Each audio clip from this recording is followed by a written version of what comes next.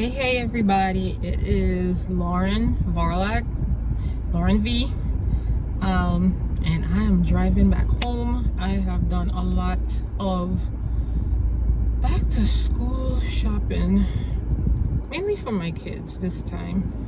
I did pick up a couple things, like maybe one thing from my classroom. I didn't get a lot of stuff from my classroom this time because I don't know what my classroom looked like yet, because apparently I'm moving classes. So as I drive, we gonna figure that out. But that's not what I wanted to talk about today. So what I wanted to discuss this time around was my struggle with perfectionism, and I figured I'm gonna do this imperfectly, meaning that y'all gonna see me drive and run errands. Y'all gonna see me drive and run errands and do all the mess, right, while I'm doing this video, because I am trying my best to get out of my head and just do work, right? Same thing that I tell my own students. Like, so okay, here's the story. For the past couple weeks I have been struggling with myself to record videos for YouTube, for my channel here, to send out emails, do anything in my Facebook. I just was not feeling it. Every time I did try to start recording, I always stopped it. I'm looking at it, nitpicking over this, my hair isn't right, my dark eye circles, the whole nine. I was just being picky about it, very picky. And for some reason, after a while, just talking with my boo and talking with my business coach at the time, and she's a good friend as well, saying, okay, well, I should be further ahead in my business. Why am I not paying attention to my business? Am I really serious about it? Things of that nature. And I had to really sit back and question, am I really serious about this? Is this what I really want to do? And I got my head spinning in a whirlwind, because I didn't know if that's, I started second guessing myself. But that's a real thing, because I don't think that when it comes to business or entrepreneurship or anything like that, yes, we talked about, the IS, the imposter syndrome part of it, but we never really get into the root of imposter syndrome. And imposter syndrome is tied to perfectionism. And that's what I was struggling with a lot. I was struggling with perfectionism. I was struggling with trying to overanalyze everything to the point it caused me analysis paralysis. I was paralyzed, just overanalyzing everything, to the point where I just wasn't putting out anything. I wasn't putting out content. I thought, okay, if I put out this thing on my personal page, what people can think about it? Are they going to think that I'm talking about my business too much? Are they going to be, what are they going to say about it? Are they going to nitpick over the graphics? Are they going to do this? Are they going to say, what is she talking about? Does it make sense? All of that stuff was yabbling in my head constantly. And it even affected just me health-wise, because, we ain't getting younger. And, my moods was up and down like this, like a roller coaster, just up and down constantly, and just nitpicking and overanalyzing and overthinking, and the perfectionism just made it much worse. So I would literally just be laying down, just trying to sleep, trying to rest because my whole body just felt overstimulated, over anxious, right? So I don't know, you could tell me if you've ever felt that way, or have experienced or are experiencing that feeling of over anxiousness or anxiety, etc., especially when it's tied to perfectionism and imposter syndrome. So the question is, how did I get over it? I ain't got over it. I ain't got over it. I don't think, to be honest, I don't think you can get over it per se, but you can simmer it down, right? So one of the ways that I'm trying my best to simmer this down is the same thing that I tell my students, because if you don't know, my name is Lauren Varlag. I am a teacher, I'm a mom, and I'm also the founder of Smart Courses, brand new flavor. We'll get into that later. You'll find out more about what Smart Courses and brand new flavor is, but for the most part, that's what I do. I love teaching, I love learning, I love teaching about learning, all that jazz. But anyway, so what I decided to do was implement some of the things that I tell my students. So it's like I'm teacher teaching me my own strategy. I know, right? It makes sense, of course. Take your own medicine, right?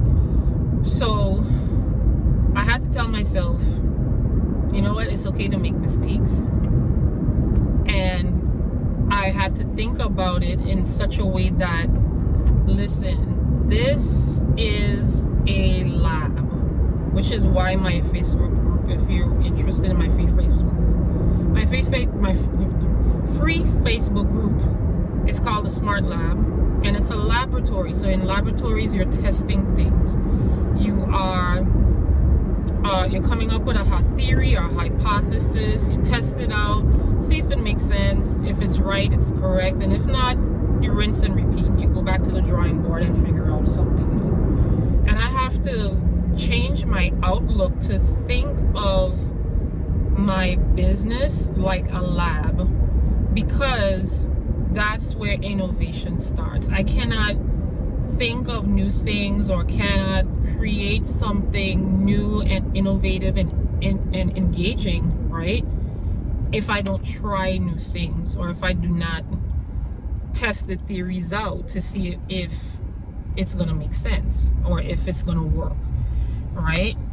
So that was the first part. I'm like, okay, I have to reframe this idea of making mistakes, because my kids go through the same thing in my classroom. They are like antsy, and they're like, is this right? Is this right? Is this right?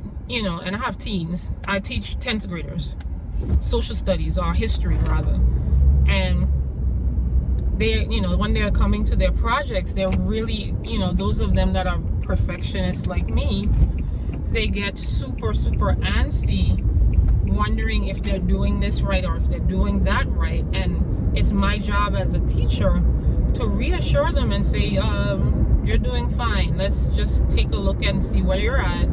Okay, maybe you can tweak this, or maybe you can tweak that, and maybe you can do this, or maybe you can do that. And for me, I have to have that same outlook when it comes to business. It's always easier to think about your stuff when it comes outside of you, when you're working outside, right? So for me as a teacher, to my students, it's easy to say, okay, do this, do that, give feedback and say it's okay to make mistakes. But when it's your own thing, it seems like it's a lot, right? But anyway, that's the first thing. Number two, it is an educational terminology. So for those of you that are listening, that are my educators, my teachers, you are going to say, oh yeah, bet, right? So scaffolding. I am putting a scaffold on my own self because attention deficit at this point, it ain't working. It's not producing the results that I want, right? So I need to put some scaffolding on myself, and I need to scaffold my own materials, right? My own progress.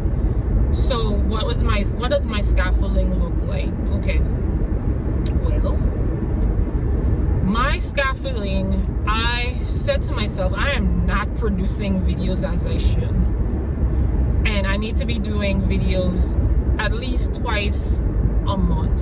I'm going to give myself grace, and that's the next part we're going to get into. But I'm going to give myself grace, and I'm going to give myself at least 2 months to produce a video for YouTube per month. 2 videos. That's it. So with that, I said, okay, if I can make sure that I produce and record a video 1 week each week, and I'm just gonna, produce the video, don't worry about the editing so much, and just get it out there. Don't worry about the thumbnail issues and all of that jazz. Just get it out there and produce it and publish it and send it and promote it, then I will be good. But I have to do that 1 week and make sure that I get that done for that week, right? So I'm doing this video. I already did the blog for it. We'll see how this turns out. This is my first week of implementing this scaffold. I think it will work because I put myself on this timeline to say, okay, get this video done and completed by and published by this time of Friday, by 4 o'clock, right? Period. And that's it.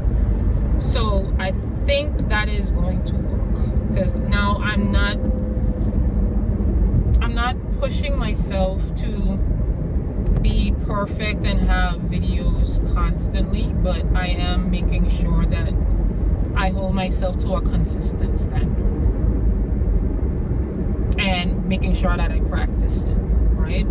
So that's the scaffolding part. So for you, that may, however you're not showing up, give yourself some type of ladder that you can achieve your goals to, right? So it may not be posting on social media, 5 times a week. It may look like, okay, well, let me just post on social media once or 2 times per week.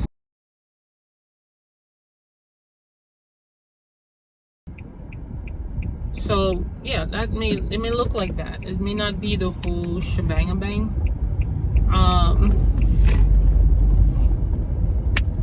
So that's that. And then my last part is grace. I'm gonna give myself grace. Oh, it's already 8. I'm gonna give myself grace. I'm trying to go into the Dollar Tree real quick just to see what classroom stuff, because Dollar Tree usually has really good classroom stuff. Don't sleep on Dollar Tree. It ain't Dollar Tree anymore. It's a $1.25 tree, but don't sleep on it. It's good especially if you want stuff for your classroom. It has really nice stuff in there that you can use. So I'm going to see if I can find somewhere that I can get some stuff. But that's my last point, is to give yourself grace when you're doing this, because I'm gonna have to give myself grace. I hope y'all enjoyed this video. If you didn't, good luck. But if you did, even better, because then it helped you out. And that's all I'm here to do. Is I just want to help people teach better and learn better. That's my goal, and that's what Smart Courses is all about anyway. So have a good one, and I will see you on the flip side with another imperfect video. Okay, peace.